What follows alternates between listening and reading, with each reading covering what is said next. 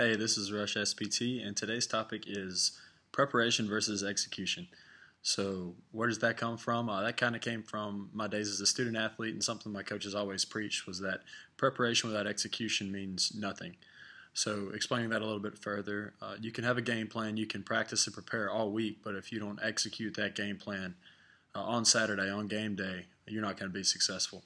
So, taking that principle and applying it to PT school, I do think is very applicable to PT school. And just to kind of lay out what's what and the definitions of what I'm saying is I term the preparation phase as what you're learning in class, what you're learning in school in general as far as class and lab. So taking the information that you're learning from lectures, being able to perform the psychomotor tasks, when you know the information you're actually able to perform it. That's the preparation phase. And the transition has to happen to when you're able to perform it in a clinical setting. So that's the execution, more being able to take those specific skills that you're learning out of this vast amount of knowledge and knowing the clinical indications to implement those skills to a particular patient or to a particular scenario. So that's kind of what I'm talking about, and then now I want to go into how do you make that happen. So the first thing you have to do is take the step from the classroom to the lab. So still in the preparation phase, but you have to take the knowledge that you're learning in the lectures, not just say, okay, I read this, I know what the test is for, I know this person does it when their knee's hurting. You have to really take the information and say, all right, now I'm going in the lab and I'm practicing this skill to make sure I can perform it on an actual human, on my classmate, and even hypothesize about a patient's mobility that is much different from your classmates. So that's the first step.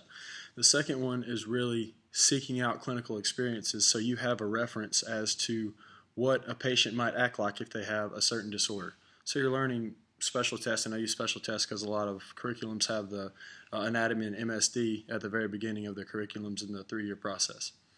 So being able to take those skills and apply them to clinical experiences will really help you with the execution as far as knowing when to perform an individual test or what kind of patient needs that test or that outcome measure.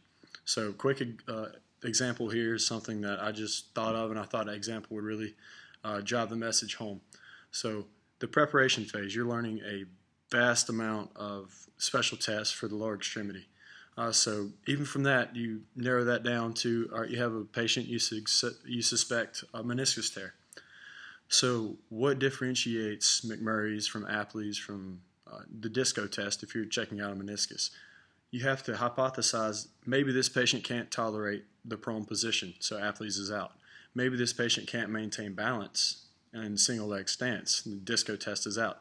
So really narrowing down what special tests apply to a certain patient and not just a certain disorder where you're grouping them together like you do when you're studying for an exam. So how do you do this? The first thing I want to urge people to do is get in the clinic. So I know a lot of people don't have internships till later in the curriculum, but you can always go and shadow PTs. You can always go and observe a certain patient that maybe you haven't seen their disorder before and see how they compare to other patients that you have seen. So a lot of people throw observation out when they get into PT school because they got what they needed for their application, and I know I did that. But it's very important to seek those clinical experiences to be able to connect the dots between what you're learning in the classroom, the preparation phase, and being able to apply that to a clinical setting, the execution. So I said the observations. Also seek out, I know our university has this, faculty practices. So a lot of your professors, you see them every day anyway. If you're able to work beside them or even observe them in the university that you're already at, that'll really be a great learning experience, especially when they're used to teaching students in your scenario. So there you have it. Seek the clinical experiences to be able to connect the dots between the classroom and the clinic. And I know this applied to me a lot and I wanted to share, but if you don't think it applies to you, just want to make a little challenge here. Think of your first semester of PT school, whether it was anatomy, whether it was lower upper extremity musculoskeletal disorders. Think of all the stuff you learned. Did you just prepare for a test, or are you able to still think back on that and see what kind of patient would need those skills, and can I still perform those as far as talking about the psychomotor tasks?